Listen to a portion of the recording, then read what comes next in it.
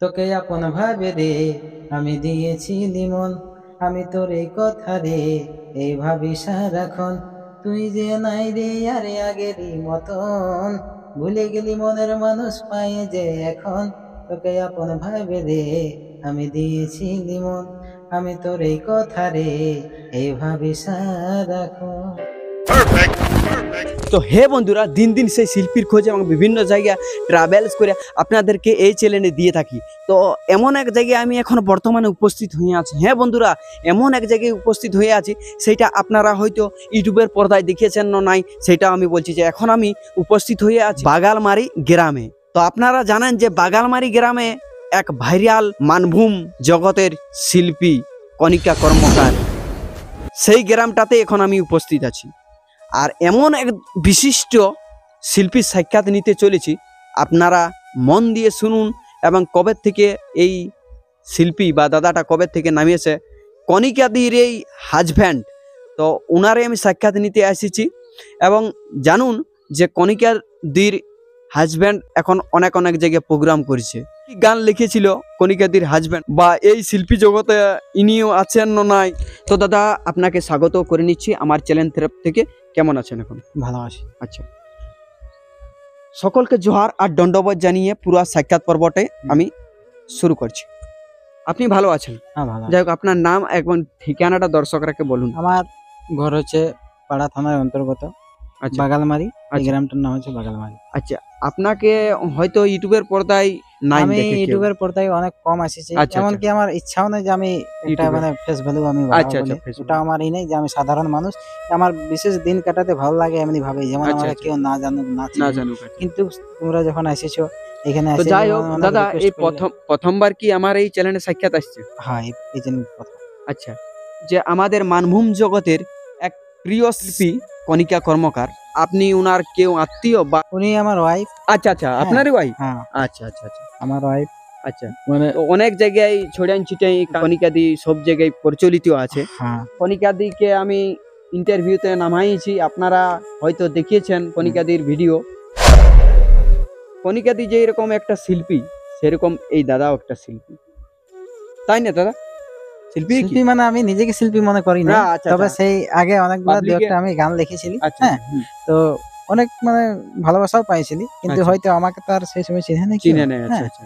আর তারপরে ওটা- সেই সময় অতটা ভাইরাল হওয়ার ব্যাপারটাও ছিল না, সেই সময় অনেক কষ্ট করে ক্যাসেট পাওয়া যেত। আচ্ছা আচ্ছা, মানে হ্যাঁ, তখন ইউটিউবে ছিল সেরকম না? না, ইউটিউব নাই, মানে কোনো ব্যবস্থাই সেরকম ভালো ছিল না। আচ্ছা। রেকর্ডিং মাত্র একটা রেকর্ডিং হয়তো সামদা বাঁকুড়ার কাছে। আচ্ছা, হ্যাঁ, বাঁকুড়া এবার সামদা ওইখানে একটা করতে, তারপরে তখন একটা ক্যাসেট করা মানে অনেক খরচ। অনেক খরচ। সাধারণত এখন একটা যদি মন হলো যে আমার একটা গান করবো, তো একটাও পাওয়া যেত, না, কিন্তু তখন হ্যাঁ। 8টা জোগাড় করতে হইতো গান, তবে তারপরে আবার অডিওটা, তারপরে ভিডিওটা। তখন আচ্ছা, খরচা মানে কিরকম মেনটেন্স হতো আজ তখন? আজ থেকে প্রায় ওটা মোটামুটি হ্যাঁ 15-16 বছর আগের আচ্ছা। ঘটনা। তখন মানে কি বলবো, সেই সময়টুকু পয়সারও ব্যাপারটা তো ব্যাপার বুঝতে ছিল, পারছো। হ্যাঁ, তখন এখন অনুপাতে যে পয়সা, তখনকার অনুপাতে পয়সাটা একটু ঢেরেই দেরি ছিল। ছিল। আচ্ছা। তখন আমরা সেই সময় মানে আমি যে আমার গানটা হিট করেছিল, ওই যেটা কি প্রথম আপনার কি গান ছিল? প্রথম আমার গান ছিল যেটা হিট করেছিল, তোকে আপন তোকে ভাবে রে আপন ভাবিয়ে দিয়েছিলি মন। দিয়েছিলি মন। আচ্ছা। সদানন্দ বাউরি ওই গানটা করেছিল। গানটার লেখকটা কে ছিল? লেখকটা আমিই ছিলি। ওই গানটার লেখক আপনিই ছিলেন? হ্যাঁ, আর গানটা গায়ক কে ছিল? ওটা ছিল Singer? সদানন্দ বাউরি। সদানন্দ ভাউরি। হ্যাঁ, এই ওটা- পাশে আমার সামনে ওটা গ্রাম, ওটা মানে ডুয়েট না সিঙ্গেল গান বটে? ওটা সিঙ্গেল গান ছিল। আচ্ছা আচ্ছা। তো ওই গানটা দুই এক কলি দর্শকরে কে শোনাতে পারবেন? তবে আমি নিয়ে আসি, সেই অনেকদিন আমি তার মানে করি নাই, তাও প্রায় আমি একটু 10-15 বছর হ্যাঁ, হ্যাঁ, প্রায় মানে আর গান হয়েই নেই, হয়নি। তাও একটু চেষ্টা করবো তোমাদের এসে। হ্যাঁ, হুম। তো ওটা গানটা ছিল তোকে আপন ভাবে রে আমি দিয়েছি লিমন, আমি তোর এই কথা রে এই ভাবি সারাক্ষণ। তুই যে নাই রে আরে আগেরই মতন, ভুলে গেলি মনের মানুষ পায়ে যে এখন। তোকে আপন ভাবে রে আমি দিয়েছি লিমন, আমি তোর এই কথা রে এই ভাবি সারাক্ষণ। বাহ, খুব ভালো লাগলো দাদা, গানটা সেই লেভেলের ছিল, কিন্তু এখন গানটা হয়তো পুরাতন হয়ে গেছে। সেই গানটার জন্য সবাই না, তো এখন একটা পুরানো ব্যাপার, পুরাতন ব্যাপার নতুন না। মানে তখন পুরানো হবে। তখন এককালীন যে হ্যাঁ। গানটা চলতেছিল, বিশাল চলছিল এই গানটা। হ্যাঁ। প্রথম গান ছিল কি? ওইটা, হ্যাঁ, ওইটা আমার না, তার আগে মনে হয় একটি গান ছিল, সেটা দিয়া ছিল ওটা ওই সোমনাথ, যে একটা সেই আগে একটা শিল্পী ছিল না, সোমনাথ কুমার, তোর ফ্রিজে ঢেলে দিব জল। ওই তোর ফায়ারে ক্যাসেটটা, যে ঢালি দিবি হ্যাঁ হ্যাঁ হ্যাঁ, ওই ক্যাসেটটার নাম ছিল তখন যাই হোক, মনে খেয়াল হয়েছে আছে না? হুগলার ঘর ফাঁকি ফাঁক। আচ্ছা। সেটাতে একটা কি গান ছিল গান মানে আপনি তখন করছেন? মোটামুটি আছে মার্কেটে আমার এখন 50টার প্লাস উপরেই 50 আছে। প্লাসের উপরে আছে। হ্যাঁ তো প্রথম ওই গানটাই ট্রেন্ডিং ছিল, ওই তোকে আপন হ্যাঁ, ভাইবে ওইটা রে ওইটা আমি ওইটা দিয়েছিলি প্রথম মন। ট্রেন্ডিং। হ্যাঁ, আচ্ছা। তারপরে সেকেন্ডে মানে কি হলো, সেই সময় স্টুডিওর অভাব তো তখন ছিল। আর সেই সময় না সামদার কাছে কেমন ব্যাপার যে আজকে আমি রেকর্ডিং করবো আজের ডেটে, তো 1 বছর পরে গান পাতি। আচ্ছা আচ্ছা। এই করে মানে ধীরে ধীরে এনার্জি লস হয়ে গেল। তারপর আমি আরেকটা জায়গায় আমি রেকর্ডিং করলি, তারপর সেই ঠিকঠাক সবগুলা সেই মানে ইচ্ছা মতো না হলে তার ভালো লাগে না। তখন থেকে ধীরে ধীরে এনার্জি কমে কমে এখন সে তারপর কাজের ব্যস্ততায় এখন আর হয়নি, প্রোগ্রামের চাপে নানা রকম বলুন, চাপে। এই যে 2024 চলছে এখন, গেছিলেন যেমন রাইটার গান লিখতেন, হ্যাঁ, তখন এখন মানে কি এখন? এখন রাইটার, এখন যে সুবিধাটা রাইটারের আছে, আচ্ছা যেমন ব্যাপার হয়েছে যে তখন আমরা গান লিখতি, একটা গান লিখলে আমরা 10টা সিঙ্গারকে আমরা জিজ্ঞেস করি, দেখো দাদা গানটা গানটা কেমন ঠিক আছে আছে একটু না দেখো নাই? না। ব্যাপারটা হচ্ছে, আর এখন একটু যদি গান ভাইরাল হয়ে গেল তবে হ্যাঁ। আমি বলি 500 টাকা লিখবো, তবে আমি গান এমনি একটা ব্যাপার আছে এখন আচ্ছা, পয়সা পাতে। পয়সা তখন পয়সা পাতির ব্যাপার ছিল না। পাচ্ছিল না। আচ্ছা। তখন মনে হয়তো কেমন যে একটু আমি আমার গান লেখাটা চলুক না, যে মার্কেট একটু জানুক, ওই আচ্ছা। একটু ব্যাপার ছিল। তা এখন আপনি কি আর গান লিখবেন নাই? এখন গান লেখা মানে এখন তো বুঝতেই পারছো প্রোগ্রাম চাপ, Program, নানা আচ্ছা, রকম আচ্ছা। সেই সব কিছু চাপে মানে এখন। কণিকা দিদির সঙ্গে যায় হ্যাঁ যথা হ্যাঁ যায়। হ্যাঁ হ্যাঁ, আচ্ছা আচ্ছা। ওইভাবে আর এখন মানে হয়েও না। হয়তো আমি কোনো একটা থিমস ভাবছি, সেই সময় একটা ঘরে কাজ পড়ে গেল, কিংবা হয়তো এবার প্রোগ্রামে ফোন চলে আসলো, কিংবা কোনো কিছু একটা মানে ব্যস্ততার কাজে অমনি করে মানে ব্যালেন্টার খেলাতেই পারিনি। আচ্ছা আচ্ছা আচ্ছা। আর একবার মানে ওই বাসটা একটু সব জিনিসেই হুম। ছাড়া হয়ে গেলে একটু কষ্ট হয়। আচ্ছা, আপনার পরিবারের সদস্য এখন? পরিবারের সদস্য আমি আছি, আমার বউ আছে, আমার আচ্ছা। ছেলে আছে। আচ্ছা আচ্ছা, মানে আপনার 3 জন? হ্যাঁ 3 জন। আচ্ছা আচ্ছা, আর মানে একটা মা আমার বাবা? মা বাবা আমার মা তো ছোটবেলা মারা গেছে, আচ্ছা, আর বাবা ওই লকডাউনটাই মারা গেছে। লকডাউন। হ্যাঁ। আচ্ছা আচ্ছা, আপনার বোন তুন নেই? না, আর আমার কেউ নেই। মানে আমি তো সেই ছোটবেলা মা হারাইছি, তারপরে বাবা একসাথেই আমরা ছিলি সবাই। হ্যাঁ, আমার যাই হোক, বৌদি, আমার ভাই। কণিকা দিকে আপনি কি লাইক করছেন আগে? এমনি যে অনেকেই বলে যে এটা লাভ কেস না কি লাভ কেস, কেস, হ্যাঁ কিন্তু হ্যাঁ, ঠিক, এমনি ওইটার এমনি ব্যাপারে। ব্যাপারটা কিছু নাই। আমি আমার এইখানে যেটা বললাম আপনাকে, গুরুদেব অক্ষয়, অক্ষয়, হ্যাঁ হুম। অক্ষয় বাউরি, অক্ষয় বাবুর কিন্তু ও একটা শিল্পী, মাচা শিল্পী। সাধু বাবা ওরা মাচা সাধু, স্বামী হ্যাঁ, স্ত্রী, হ্যাঁ হ্যাঁ। ও একটা শিল্পী। সেই সময় ওর টিমে আমি কাজ করতে, বাউল আচ্ছা। দোকটা করতে। আচ্ছা আর ওইভাবেই মানে একটু মানে কথা সাক্ষাৎ হইতে হইতে, বা কথাবার্তা হইতে হইতে মানে ঘরেও একটু আলোচনা উঠতে আলোচনা উঠতে, হয়। তখন আমি ওকে জিজ্ঞেস করলাম। তখন আপনার মা বাবা ছিল কি? না, বাবা ছিল। বাবা ছিল, আচ্ছা। বাবা ছিল, তো আমি বলি সেই সময় মানে এর কথা উঠতে উঠতে উঠতে তখন আমি বলি এমনি ব্যাপার বলছে, তাহলে যদি দেখ না, বলি যদি শিল্পী যদি কেউ হয় তাহলে বলি ভালো হয়। হুম। তো অমনি করতে করতে ওই যে এমনি ব্যাপার, আমি বলি যে ঠিক আছে, একজন আসলে ফোন করে দেখবো।